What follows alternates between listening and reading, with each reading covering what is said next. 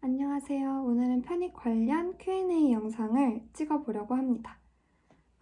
먼저 이 영상을 찍게 된 계기에 대해서 말씀드리자면 제가 처음 편입을 하겠다고 마음을 먹고 유튜브나 네이버에 검색을 해봤을 때 대부분이 다 학원이나 학점은행제의 광고성 글들이었어요. 그래서 제가 공부를 시작하면서 막연히 내가 성공을 하게 된다면 저처럼 편입을 하고자 하는 분들께 도움이 될 수 있도록 편입 찐 정보를 담은 영상을 만들어 보고 싶다는 생각을 했거든요. 그 영상을 드디어 이렇게 찍게 되었습니다. 첫 번째 영상을 올린 뒤에 생각보다 많은 분들이 유튜브 댓글이나 인스타 DM으로 질문을 주셨는데 그때 받았던 질문들과 저번 영상의 댓글로 질문해 주셨던 것들을 바탕으로 답을 한번 해보겠습니다. 먼저 첫 번째, 자퇴한 이유와 편입을 하게 된 계기. 제가 생각하는 전문대의 장점이자 단점이 진로가 뚜렷한 거라고 생각을 해요. 저는 2년제 항공서비스과를 다니면서 제가 원하는 직업에 대해서 전문적으로 공부할 수 있어서 좋았지만 진로가 바뀌면서 배움의 범위를 넓혀야 한다고 생각했습니다. 그 생각이 확고해지면서 자퇴를 하고 편입을 하게 되었어요. 원래 목표가 어디쯤이었는지. 저는 이왕 할 거면 목표를 높게 잡아야 한다고 생각을 했기 때문에 편입 영어로 지원할 수 있는 학교 중 가장 높은 학교인 서성한을 목표를 했고 경희대는 이전에 축제에 갔다가 학교가 너무 예뻐서 제 일지망이 되었는데 이렇게 경희대생이 되었네요. 경희대 토익 점수, 편입 공부와 토익을 병행했는지. 저는 기존에 800점대 점수를 가지고 있었고 꾸준히 올리던 중에 편입 공부를 시작하게 되었는데 제가 지원하는 연도의 경희대가 공인영어와 논술 전형에서 1차 공인영어, 2차 편입영어 전형으로 바뀌었어요. 토익 공부를 해본 저한테는 좋은 기회라고 생각을 했고 저는 편입 영어의 기본인 문법과 어휘가 어느 정도 갖춰졌다고 생각한 시점에 한 9월쯤부터 토익 공부를 시작했습니다. 학원을 따로 다니진 않았고 토익 기출을 사서 혼자 풀어보면서 915점으로 점수를 올려 경희대를 지원했습니다. 현재 900점대 점수를 가지고 있는데 더 올려야 하냐? 라는 질문을 해주신 분도 계셨는데 목표하는 과에 따라 달라지지만 저는 개인적으로 편입 영어 공부에 방해되지 않는 선에서 높일 수 있을 만큼 높이는 게 가장 좋다고 생각합니다. 그래야 지원할 때 마음이 안정적일 수 있을 거예요. 저도 900 초반이어서 지원하면서 되게 마음 졸였던 기억이 있거든요. 점수는 정말 고고익선입니다. 합격한 학교, 1차 합격을 했는데 2차에서 불합격한 이유. 저는 지금 다니고 있는 경희대와 건국대, 홍익대, 숙명여대, 국민대, 단국대, 동덕여대 이렇게 총 7개 학교에 합격을 했고 성균관대, 한양대, 중앙대, 이화여대는 1차에선 합격하고 2차에선 불합격했습니다. 2차에서 불합격한 이유는 저도 확실히 알지 못하지만 자소서나 성적이 많이 작용했다기보다는 저보다 더 많은 문제를 맞추신 분들이 합격하셨을 거라고 생각을 해요. 편입 공부는 이전 학교랑 병행하면서 했는지. 저는 자퇴를 하고 학점은행제와 편입 공부를 병행했습니다. 공부와 학교 생활을 병행하는 방법도 있는데 자퇴를 한 이유는 항공과 특성상 아침에 유니폼을 입고 준비하는 시간이 많이 걸리는 편이라 학교 생활과 편입 공부를 병행하는 것이 비효율적이라고 생각을 했고 자퇴를 해야 제가 1학년까지 취득한 학점을 학은제로 끌어와서 140학점 중 100점 정도만 채우는 것이 가능해졌기 때문입니다. 학점은행제와 플래너 선택. 먼저 자퇴를 하고 학점은행제를 끌어오는 것에 대해서 궁금해하시는 분들이 있을 것 같아서 미리 설명을 하자면 자퇴를 하면 자퇴를 하기 전에 취득했던 학점을 학점은행제로 끌어올 수 있게 돼요.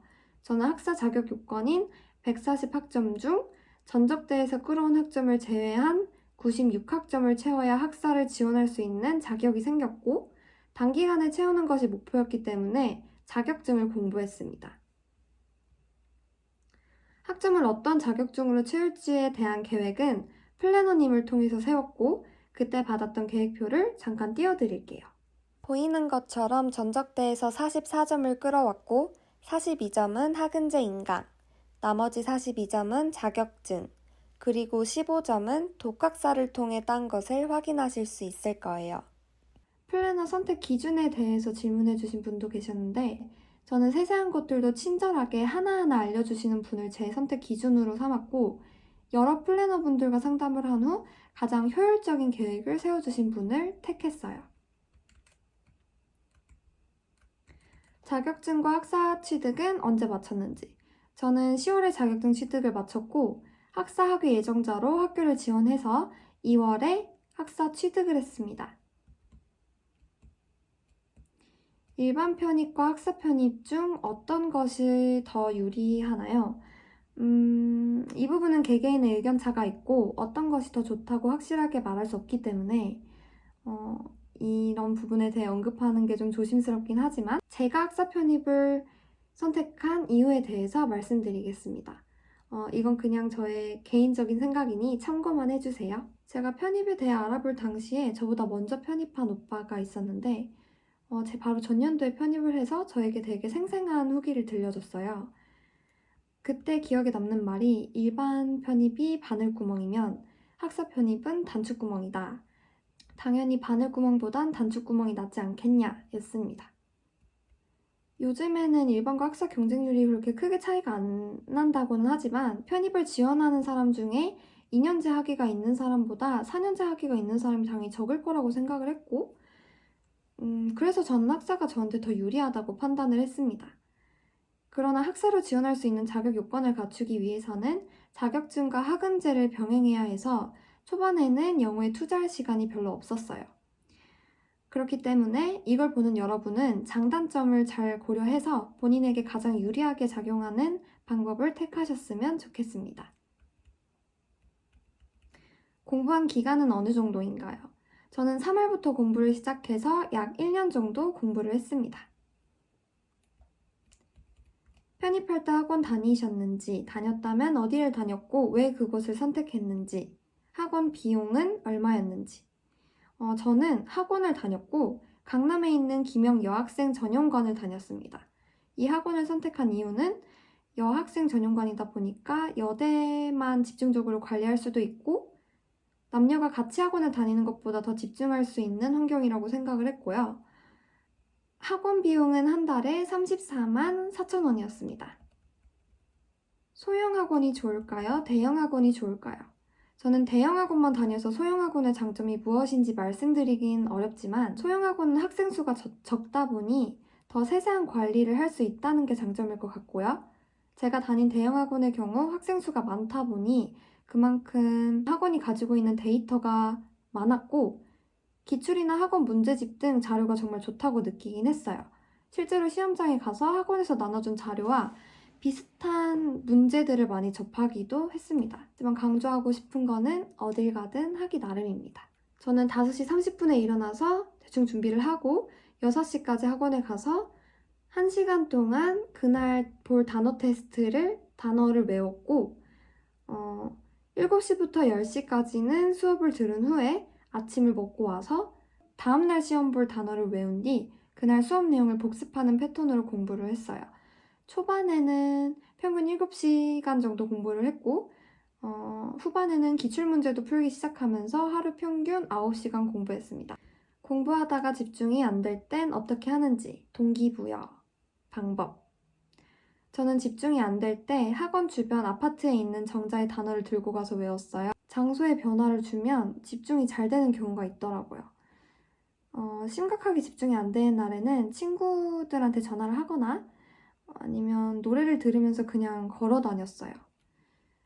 혹은 제가 가고 싶은 학교의 홍보 영상을 찾아보거나 그 학교에 재학 중이신 분들의 브이로그를 보면서 동기부여를 했고 학장도 찾아봤던 거 보면서 붙어서 꼭 입어야지 이랬던 기억이 있습니다.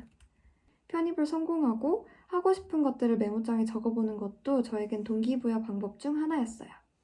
또 집중이 안 되는 날의 공부는 일주일 중 다른 날에 보충할 수 있도록 했는데 예를 들어 월요일에 공부가 너무 안 됐으면 다른 요일에 그때 못했던 만큼의 분량을 다시 보면서 셀프 보충 자습을 했습니다. 학교에서 적응, 동기들이랑은 어떻게 알게 되었는지. 사실 코로나로 인해 비대면을 원칙으로 하다 보니 학교에서 적응할 만한 일이 없긴 했어요. 하지만 편입 동기들과의 단톡에서 연락을 주고받으면서 같이 학교 벚꽃도 구경하러 가고 시험 기간에는 학교에서 같이 만나서 공부도 하면서 친하게 지내고 있습니다. 이번 여름에는 코로나가 좀 잠잠해진다면 저희들끼리 여행을 갔다 올 생각입니다.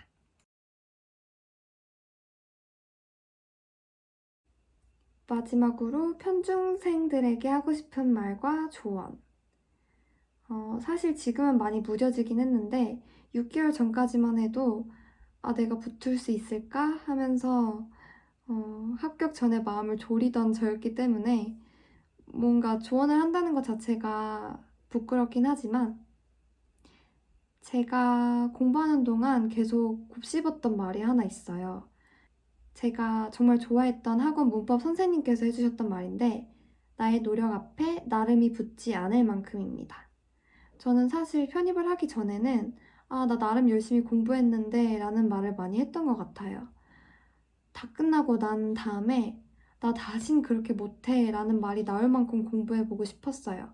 나름 열심히가 아닌 정말 열심히 했다라고 말할 수 있을 만큼 한 번쯤 공부해보고 싶었습니다. 또 편입을 준비하면서 정말 많이 울고 우울해하기도 했는데 우리 이거 행복하려고 하는 거잖아요. 조금 힘내봐요. 합격하면 정말 모든 게 미화되더라고요. 잘 견뎌내셨으면 좋겠어요. 또 너무 뻔한 말이긴 하지만 노력은 정말 배신하지 않더라고요. 이제 반 정도 왔는데 여름이라 습하고 덥고 지치겠지만 내년의 나를 위해 더 열심히 달리셨으면 좋겠습니다. 화이팅입니다.